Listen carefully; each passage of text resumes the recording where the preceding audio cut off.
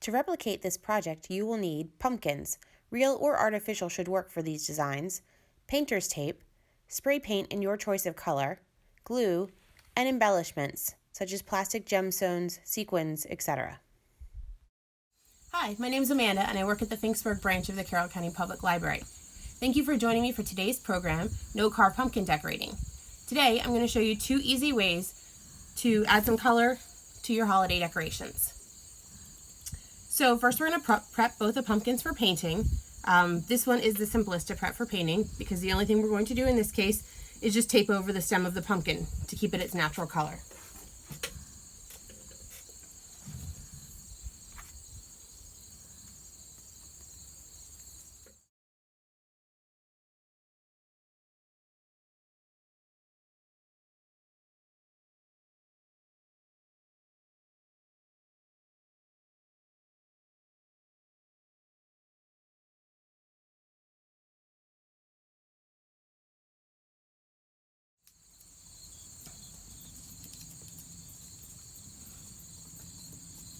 Alright, so this pumpkin is all prepped and ready for our painting step. So I'm going to set it to the side right now so we can work on taping up our zigzag pumpkin.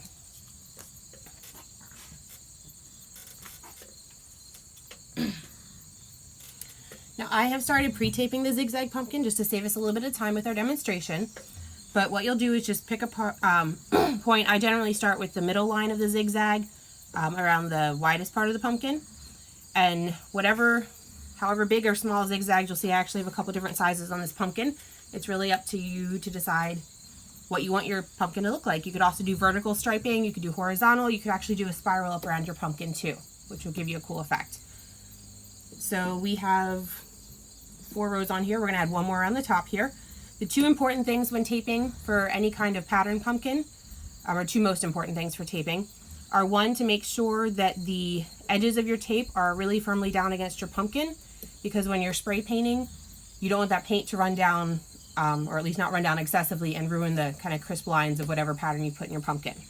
And then the second thing is to go ahead and get these really clean angles here for whatever your design pattern is. You want to make sure that the ends of your tape are aligning with each other, that you don't have little ripped pieces of tape sticking out that are going to give you little blurry edges on your pumpkin. So we're going to go ahead and add the last line of zigzags around the top here and go ahead and cover this stem of this pumpkin as well, and we'll be ready to paint.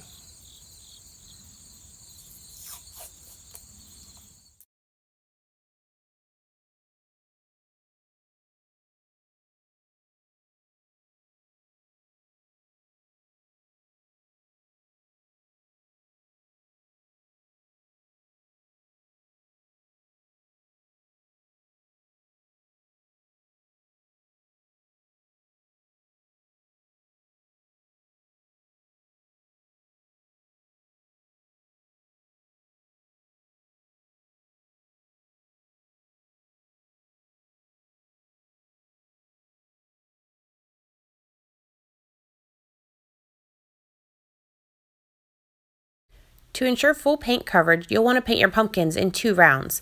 In this case, I've painted the bottom of the pumpkins and I'm allowing them to sit on their sides to dry.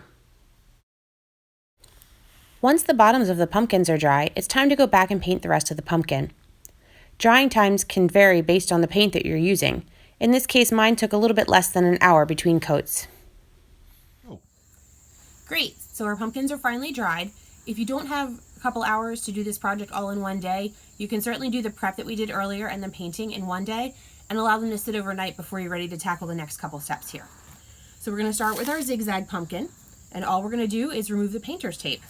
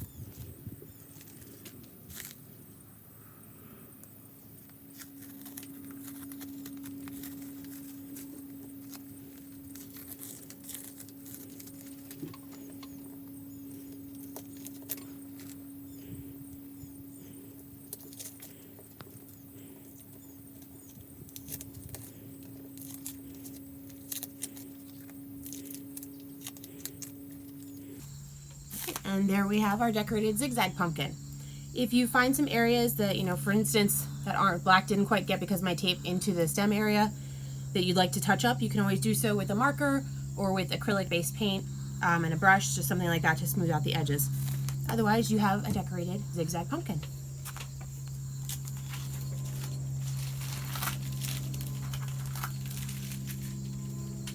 So moving on to kind of our fancier pumpkin. This we didn't, remember we didn't do any prep work other than just covering the stem before we actually painted the pumpkin. So we're going to go ahead and take off the stem tape.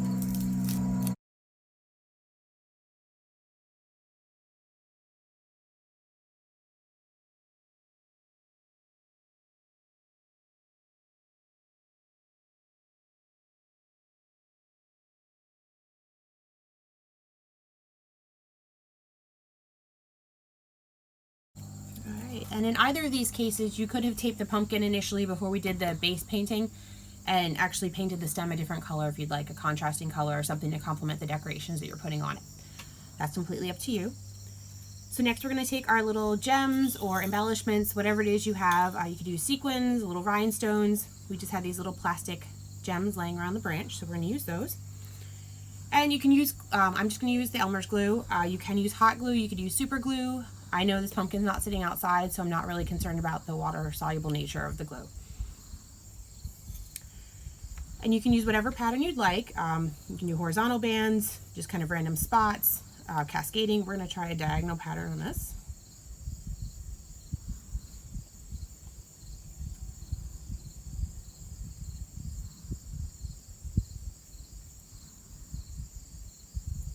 And you do want to make sure that whatever glue you choose will dry clear, just in case you happen to get too much on your embellishment.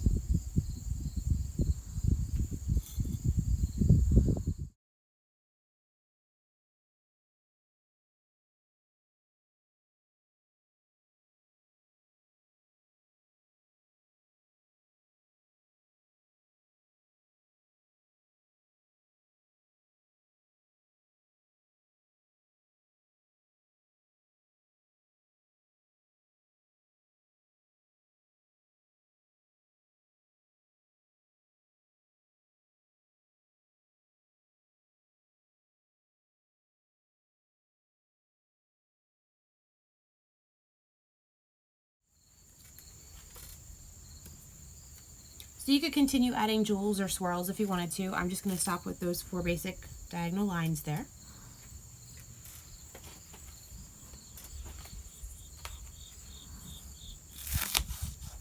I will bring up our example pumpkins as well so you can see everything together.